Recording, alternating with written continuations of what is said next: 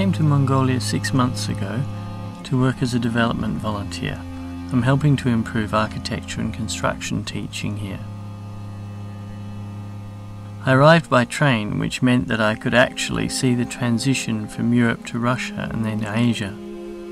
So when I finally arrived in the capital, Ulaanbaatar, I felt like I had crossed into Asia, but the Russian influence was very easy to see.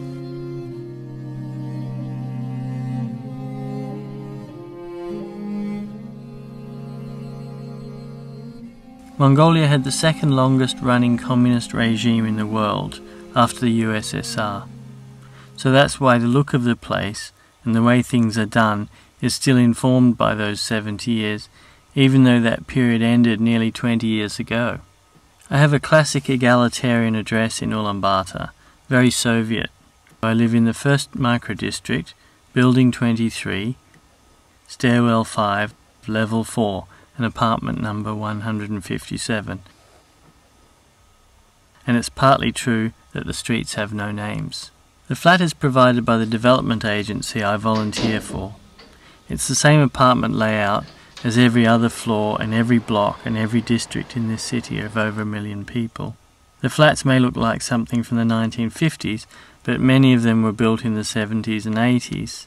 They are intended to be the height of efficiency and to equalize everyone's standard of living.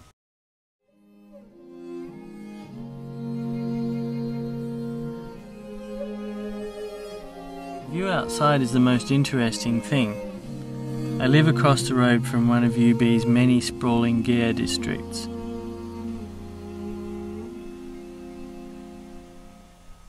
Gers are the white felt tents, the traditional Mongolian home. They're still in use in a country where nomadic herding continues. But a lot more people have come here to live in the city, bringing their gers with them, and anyone can stake their claim for a piece of land, put up their ger or a simple pine house and build a fence around it. These settlements are unplanned, arranged around dirt roads, and there's no water or sewage, but there is electricity. The vocational college I work in is nearby, and the shortest walking route is through the gers district. The gers district may appear to be for poor people, especially if you regard the lack of running water as an indication of poverty. People also have to use coal for heating, but it's not black and white, as there's a number of mansions in the gers district, and there are many social links between gers districts and apartments. Some people might even move from the apartment to a gers in winter. Not all flats are equally served by the district's central heating, and it can get down to minus 30 degrees. But even then, the sun is always shining. Transport in these areas is quite chaotic and informal, like the place. People in these areas have to get to their office or shop jobs in the city, just like everyone else.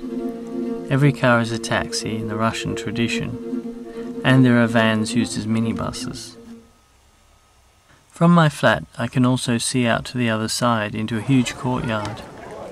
Particularly now that it's coming into spring, people want to make the most of it, and it's a social space despite being on an alienating scale. Even in winter, basketball courts all over Ulaanbaatar are flooded with water and turned into ice rinks.